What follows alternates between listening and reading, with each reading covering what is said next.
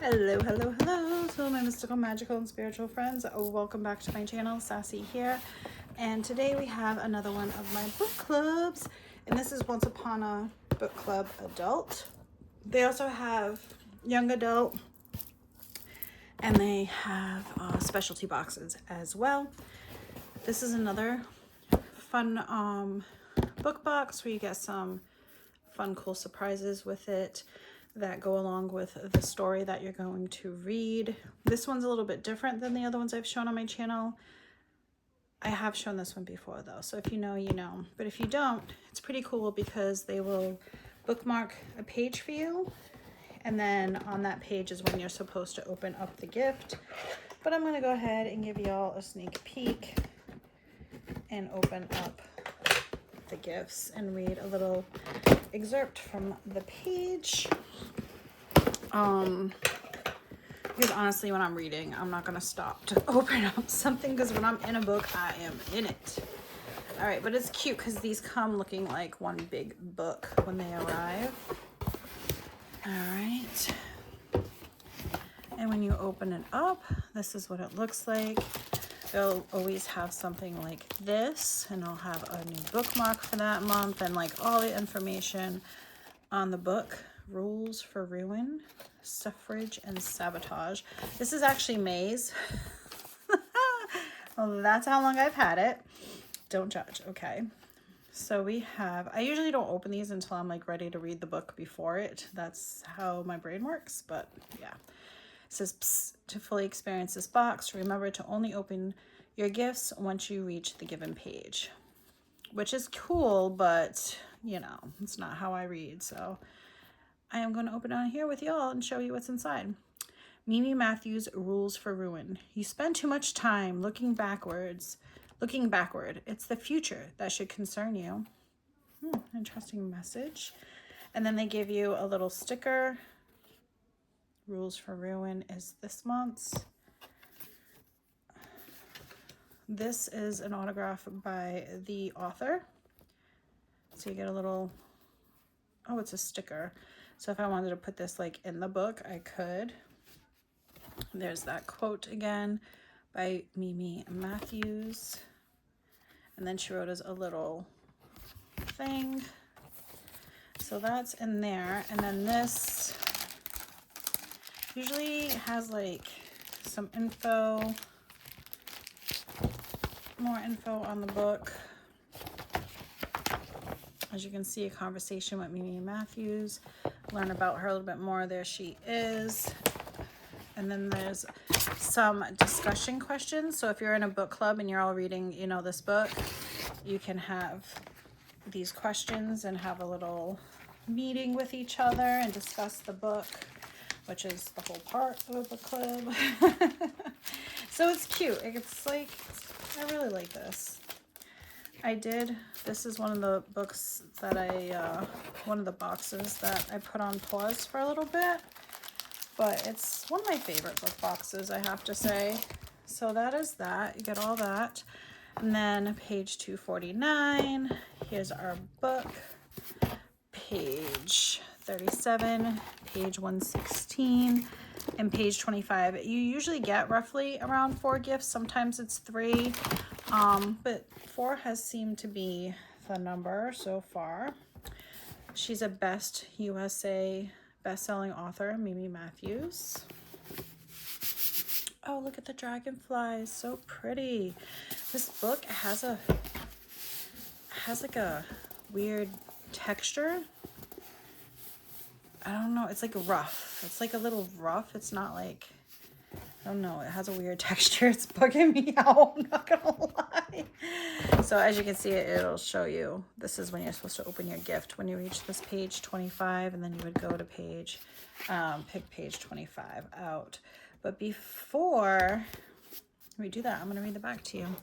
No one betrays rewind. And no one betrays the academy. But now Euphemia must decide. Break the rules for her enemy, or let the rules break her heart. On the outskirts of London sits a seemingly innocuous institute. Why can't I talk? On the outskirts of London sits a seemingly innocuous institution with the secretive aim: train young women to distract, disrupt, and discredit the patriarchy. Outraged by a powerful lord's systematic attack on women's rights, the Academy summons its brightest and most bitter pupil to infiltrate the odious man's inner circles. A deal is struck. If she brings down the Viscount, Miss Euphemia Flight will finally earn her freedom. But betting shop owner Gabriel Royce has other plans. The Viscount is the perfect pawn to insulate Gabriel's underworld empire from government interference. He's not about to let some crinoline-clad miss destroy his carefully constructed enterprise, no matter how captivating he finds her threats. From the Rookers? What? From the rookeries of St. Giles to the ballrooms of Mayfair, Euphemia and Gabriel engage in a battle of wits and wills that complicated by a blossoming desire. Soon Euphemia realizes it's not just the broken promises to her Academy sisters she should fear, it's the danger to her heart. So we got a little Victorian type thing. This looks interesting. All right, let's go to the first page, 25. Open your gift. I'm going to read. It was a common misconception among the well-to-do St. Giles was located in the heart of fashionable London, surrounded on all sides by the wealthiest communities. Many years prior, part of the slum had been cleared away to make room for the construction of New Oxford Street. But the wretches who had formerly occupied these long-removed lodging houses, gin shops, and prostitutes' hovels hadn't miraculously vanished into thin air.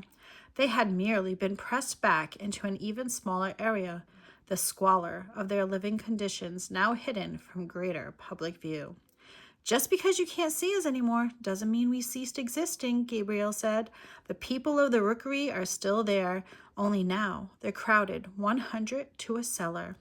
Disgust crossed Compton's face. Such filth and depravity. I curse the day Tobias Wingard ever found his way there. But he did find his way there, Gabriel said, and straight into my betting shop. Quite an impressive stack of papers he had with him, too. Compton flinched at the reminder. Very well, he said, coming forward, I shall do what I can for you. He stopped in front of Gabriel. But I warn you, Royce, if you at any time expose me to even a hint of impropriety. You're warning me? Gabriel took a step toward the Viscount, bringing them face to face. This time Compton held his ground. Let it be mutual destruction, then. Gabriel met the Viscount's threat with a fleeting smile. Don't flatter yourself. You might destroy my business, but you could never destroy me. Street rats always survive, one way or another. While fine lords like you, he gave a humorous chuckle. So that's page 25. Let's see what any of that has to do with the cute little crow box I received. Let's see. This is a cute little box. Page 25. Let's see. Oh, what is this?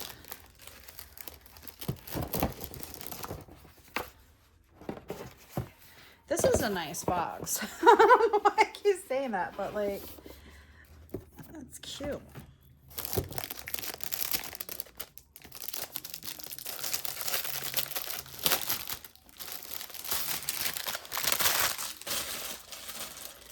We received this little, oh, it's magnetic, has a little pocket. Oh, it's the envelope saving challenge. Got something on there. But look at that. Total $5,050. Okay. Date start, date finished. Oh, and it tells you how to do it, how it works. And this is like, what do you call it? You can wipe it off. also call it magic eraser. What am I trying to say? Y'all know what I'm trying to say. What's this marker called? You know. That's cute. Date, envelope, balance, notes. And then here's your little envelopes up to day 100. That's so cool. I've always wanted one of these. So that's cute. I like that. A little save. I don't know if you guys can see. Oh, there you go. It's like embossed. That's cute. It's like a burnt orange. It's actually quite pretty. I like that. And it has two little nubs. So if you're putting it on a shelf like this, it doesn't get dirty. That is cool. I like that. Oh, I love me a useful item. All right, what are we going to? Page 37 next. Page 37. All right. Let's see what they say. Perching on the edge of the leather chair behind the desk, skirts billowing out all around her, Effie's attention was entirely focused on the drawers. The first one she tried was locked. So was the second. She rattled it quietly, privately, cursing her luck. Drat Nell, she of the lockpicks encoded samplers. I figured she would be proven right. Effie reached for her glittering dragonfly hairpin, one of a set of 3. It was comprised of fauceted glass affixed to a sturdy black wire. Like her dress, it had been made for her in Paris. She was just inserting it into the lock of the first drawer when the silence in the library was broken by the unmistakable strike of a friction match.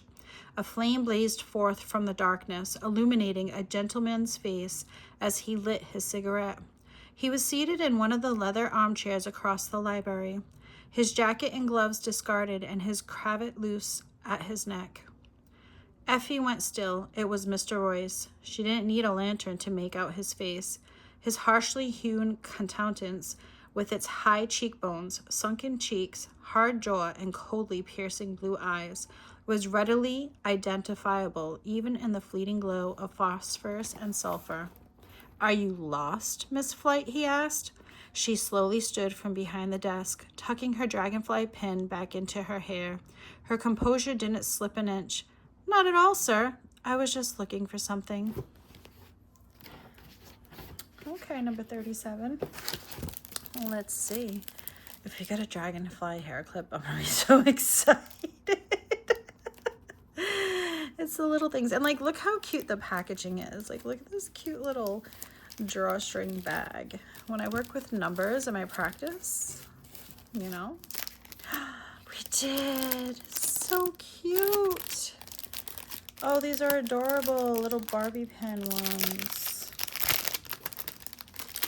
I love that. Oh, look how cute.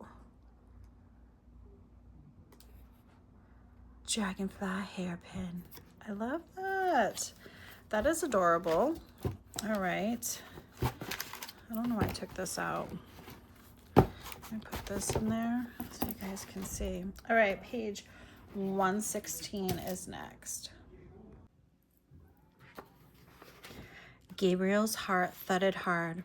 "You have already been introduced, as I recall," Lady Compton said before floating away to see her other guest. Euphemia stood by her chair for a moment, looking at him in silence. "I told you we'd meet again," he said. "Did you know, then, that you would be here tonight?" she asked. "I did." He pulled out her chair for her before the footman could do it. She sat down. "You might have said." "Do you suppose I'm here for you?" he asked, pushing in her chair. "I wouldn't be so presumptuous," she said.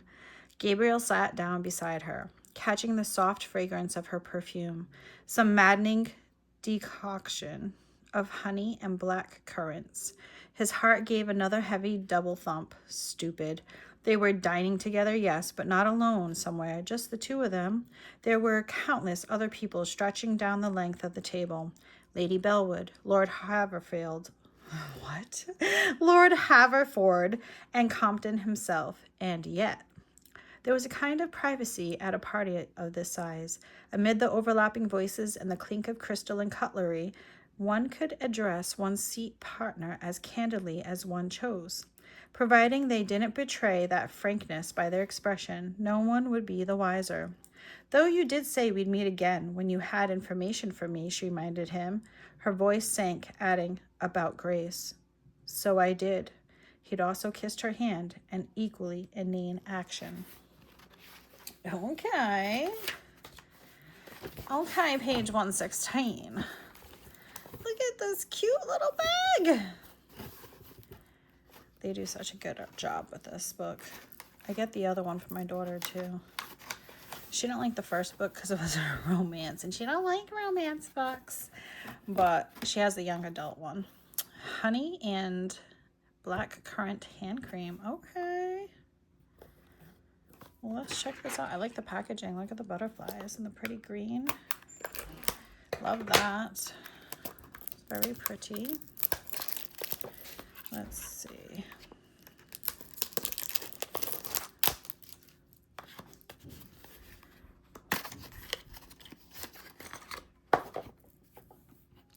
That is so pretty. Black currant. I wonder if it's supposed to be upside down like that. This is pretty packaging. Very Victorian. I like it. Has its doodad, which you guys know. That makes me happy.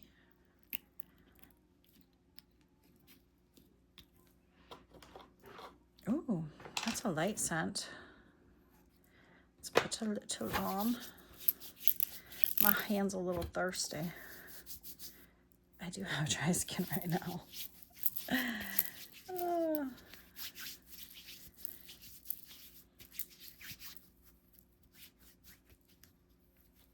That feels nice.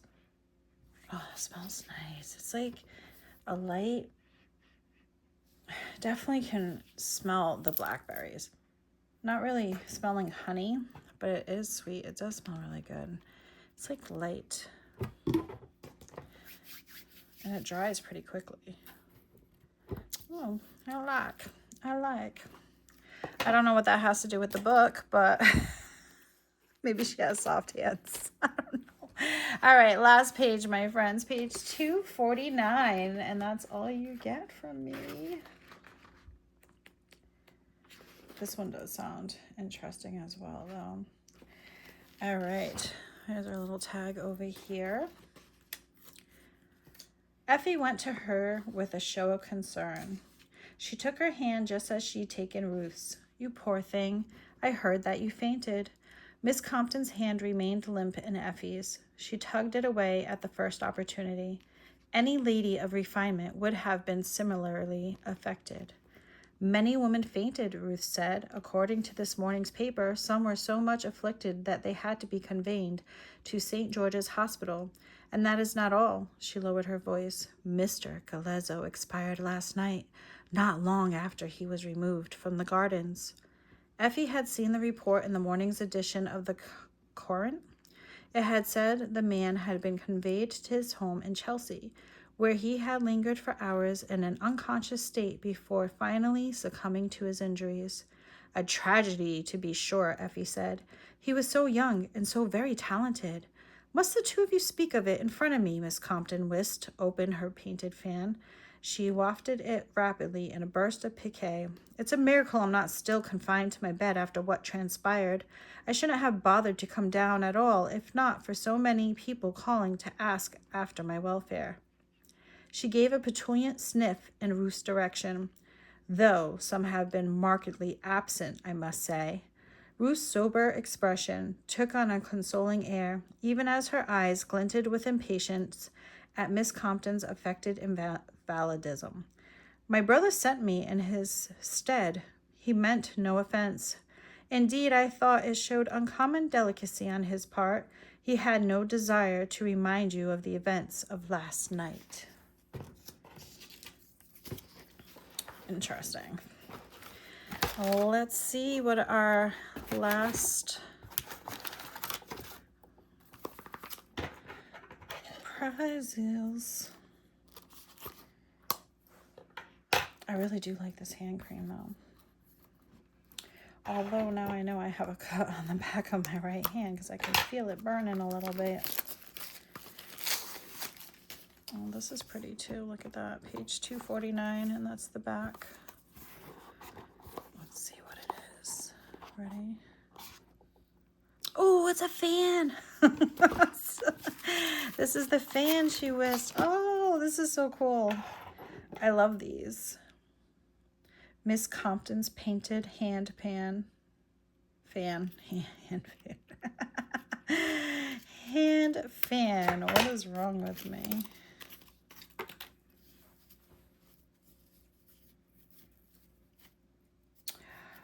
Oh, that's pretty.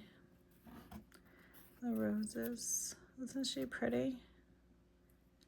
And look at the hearts and the flowers. That is so cute. Oh, I love that. I just wish I had a bigger.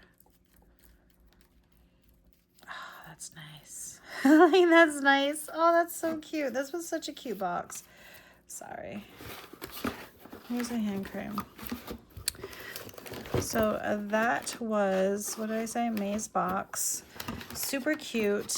Hairpins, fans, budget books, like a little bit of everything. So much fun.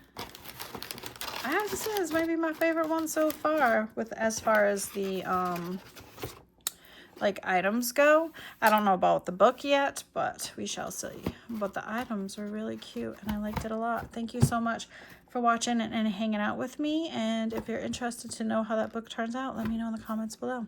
Until next time, my friends, spread the peace, spread the love, keep on reading because reading is fun and knowledge is power and power is knowledge. Yes. Anyway, love you all. Thank you so much for watching. Bye.